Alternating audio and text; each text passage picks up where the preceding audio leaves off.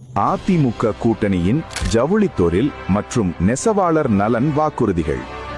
65 வயதுக்கு மேற்பட்ட நெசவாளர்களுக்கு மாதந்தோறும் வழங்கப்பட்டு வரும் ஓய்வூதியம் 1000 ரூபாயிலிருந்து 2500 ரூபாயாக உயர்த்தப்படும்.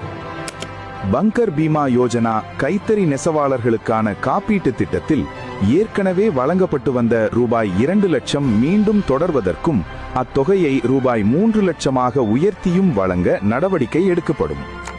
விசைத்தறி நெசவாளர் சங்கங்களில் உற்பத்தி செய்யப்படும் ஜவுளிகளை கோஆப்டெக்ஸ் நிறுவனம் அதிகப்படியாக கொள்முதல் செய்து விற்பனை செய்ய ஏற்பாடு செய்யப்படும். நூல் விலை உயர்வை தவிர்க்க தமிழ்நாடு பஞ்சு கொள்முதல் கழகம் ஏற்படுத்தப்பட்டு தேவையான பஞ்சினை பஞ்சு உற்பத்தி காலத்திலேயே கொள்முதல் செய்ய நடவடிக்கை எடுக்கப்படும். விவசாயிகளை பாதிக்காமல் பருத்தியை இந்திய பருத்தி கழகம் CCI மூலம் கொள்முதல் செய்து குறைந்த விலைக்கு நெசவாளர்களுக்கு பருத்தி நூல் கிடைக்க வழிவகை செய்யப்படும்.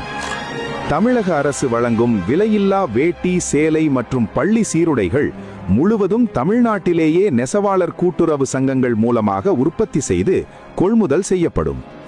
நெசவு தொழிலாளர்களுக்கான காப்பீட்டு திட்ட பிரீமியம் தொகையை அரசே ஏற்கும். நெசவு விசைத்தறி துறையை விரிவுபடுத்த நடவடிக்கை எடுக்கப்படும்.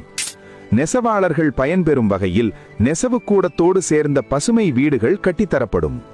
கைத்தறி நெசவாளர்கள் நெய்யும் சேலைகளுக்கு சேலை மதிப்பீட்டில் ரிவார்டு வழங்கப்படும். வாக்களிப்போம் இரட்டை இலைக்கு. நமது வேட்பாளர் திருமதி பரிதா புருஷோத்தமன்.